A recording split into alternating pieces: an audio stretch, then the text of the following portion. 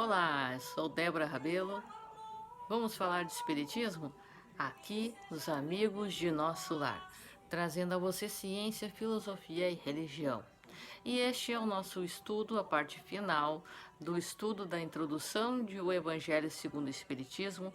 A partir dos próximos vídeos estaremos abordando em cada vídeo um capítulo do Evangelho segundo o Espiritismo.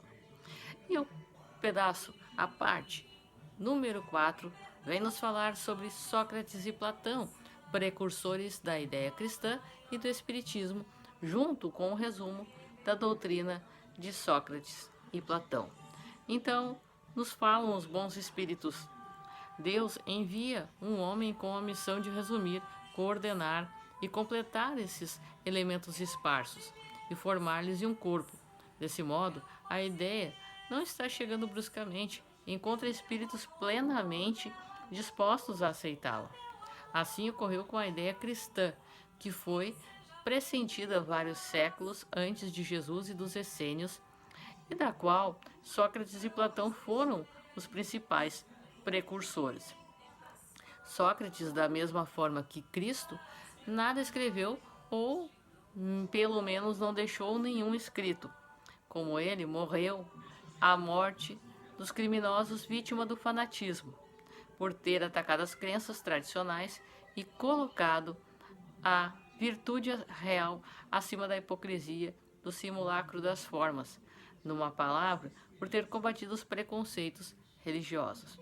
E na sequência, diziam os bons espíritos, da mesma forma ainda que não conhecemos a doutrina de Jesus, senão pelos seus escritos do seu discípulo Platão. O homem atingiu um ponto em que a luz irradia por si mesma de sob o alqueire. Ele está maduro para encará-la. Tanto pior para aqueles que não ousam abrir os olhos. O tempo é chegado de examinar as coisas amplamente e do alto, e não mais pelo ponto de vista mesquinho e estreito dos interesses de seitas de castas.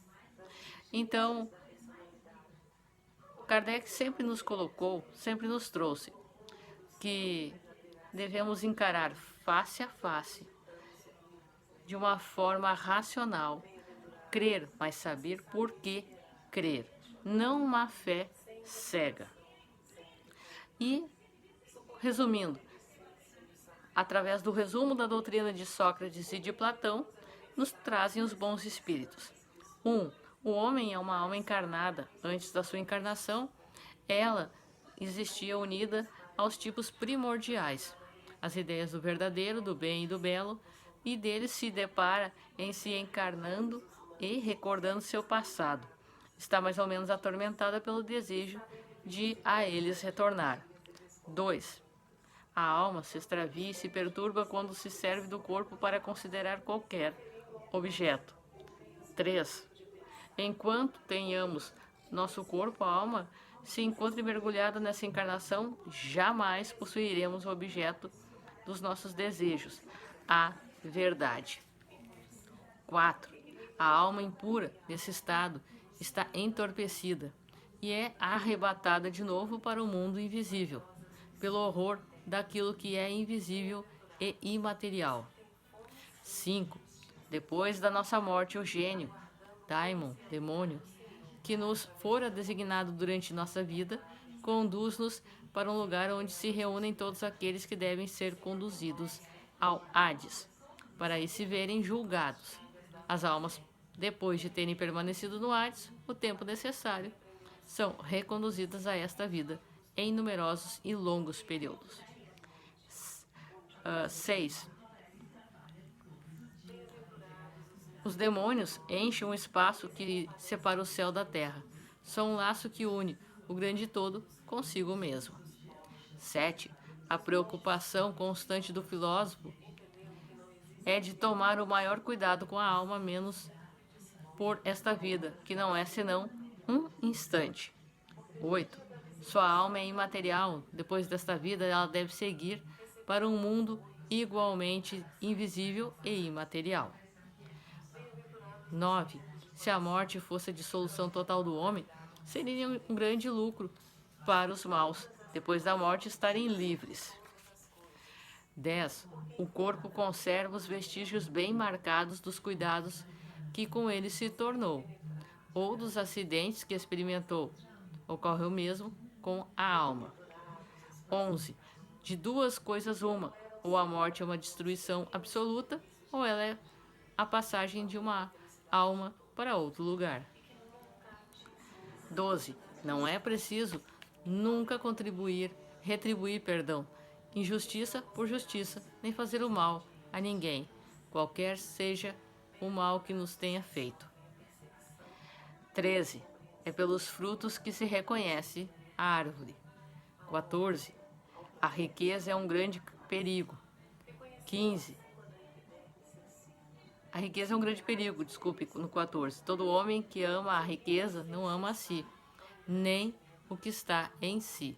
15. As mais belas orações e os mais belos sacrifícios agradam menos a divindade que uma alma virtuosa, que se esforça por se assemelhar a ela. 16. Chama o homem vicioso a esse amante vulgar que ama o corpo antes da alma. 17. A virtude não se pode ensinar, ela vem de um dom de Deus àqueles que a possuem. 18. É uma disposição natural a cada um de nós a perceber-se bem menos dos nossos defeitos que dos de outrem. 19. Se os médicos fracassam, na maioria das doenças, é que tratam o corpo sem a alma. 20. Todos os homens, a começar desde a infância, fazem muito mais mal do que bem. 21. A sabedoria em não crer saber aquilo que tu não sabes. O Evangelho segundo o Espiritismo tem como uma das principais funções a nossa reforma íntima, mas de uma forma que nos inspire o conhecimento do porquê sofremos. Se as causas não estão nesta encarnação, estão na encarnação passada, para que sejamos gratos também por aquilo que temos, para que possamos compreender os laços que nos unem aqui aos nossos familiares, os laços de sangue, mas que estes, na maioria das vezes, não são aqueles com maior afinidade, e sim os laços espirituais, mas que temos também grande responsabilidade com todos, não somente com estes com quem nos afinizamos mais. O Evangelho segundo o Espiritismo nos dá um norte ao espírito, não nos coloca a dor, mas nos ensina a verdadeira lei de amor que Jesus tanto exemplificou. Eu sou Débora Rabelo, um forte abraço para você. Se inscreva, curta e ajude a divulgar este canal de luz.